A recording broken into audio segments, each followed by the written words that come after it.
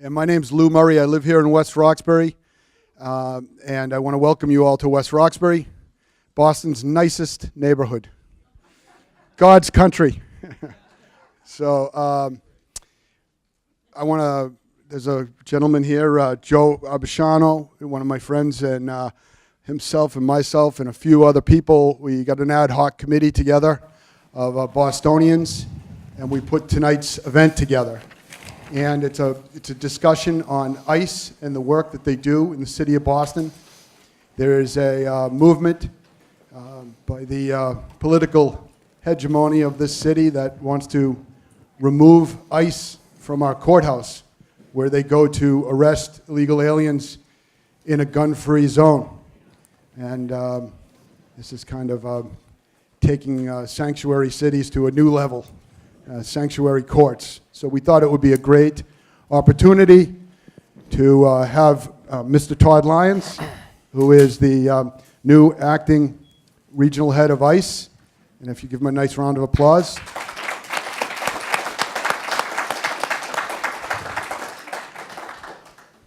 As I said, Todd is the acting field office director. He previously was the assistant director of law enforcement activities for Oklahoma and North Texas. He, on his resume, he has been a detective of the Tampa Police Department. He's been a member of state law enforcement in Florida. He's a U.S. Air Force veteran. And most importantly, he is a son of South Boston.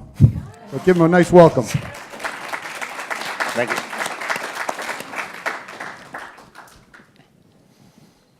And our interviewer tonight is Jessica Vaughan. She is the Director of Policy Studies for the Center for Immigration Studies. It's a Washington, D.C.-based research institute that examines the impact of immigration on American society, educates policymakers, opinion leaders on immigration issues. She's been with the center since 1992. Her area of expertise is in immigration law is everything. And we're lucky to have her in this area, and she's recently completed several major projects, including a Department of Justice-funded study on the use of immigration law enforcement in transnational gang suppression, which we know an awful lot about here in Boston with the presence of MS-13 and other gangs.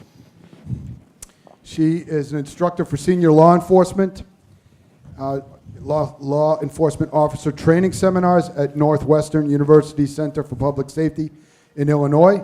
Prior to joining the center, Jessica was a foreign service officer with the U.S. State Department, where she served in Belgium and Trinidad and Tobago. Her articles have appeared in the Washington Post, the New York Times, the National Review, the Boston Globe, the Economist, San Francisco Chronicle. She's been frequently cited in the news, and she often appears on National Public Radio, CNN, MSNBC, PBS NewsHour, and Fox News.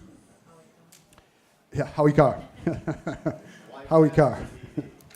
And she has a master's degree from Georgetown University, and she earned her bachelor's degree in international studies at Washington College in Maryland. And before we get started, we have give her a big round of applause.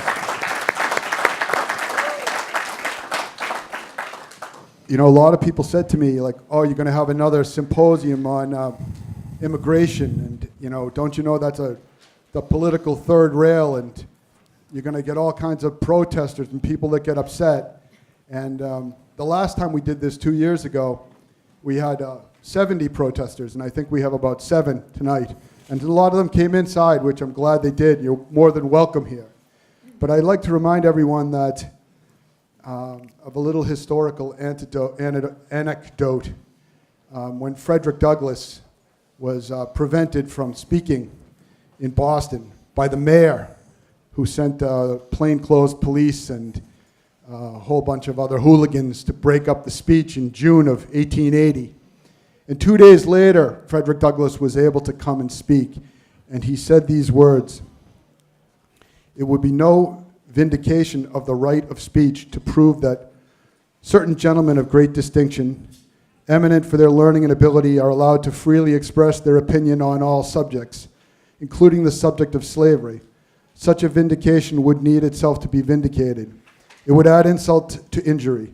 Not even an old-fashioned abolition meeting could vindicate that right in Boston just now.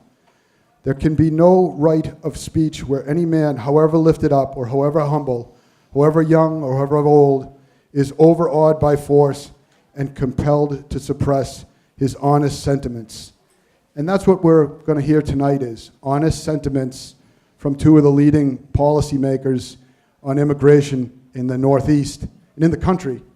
And so I hope that you'll just give them your attention. We're going to have a session of question and answers at the end. And if you don't agree with what they have to say, please respect their right to free speech and the listener's right to hear their free speech. And thank you all for being a great audience. And thanks for coming.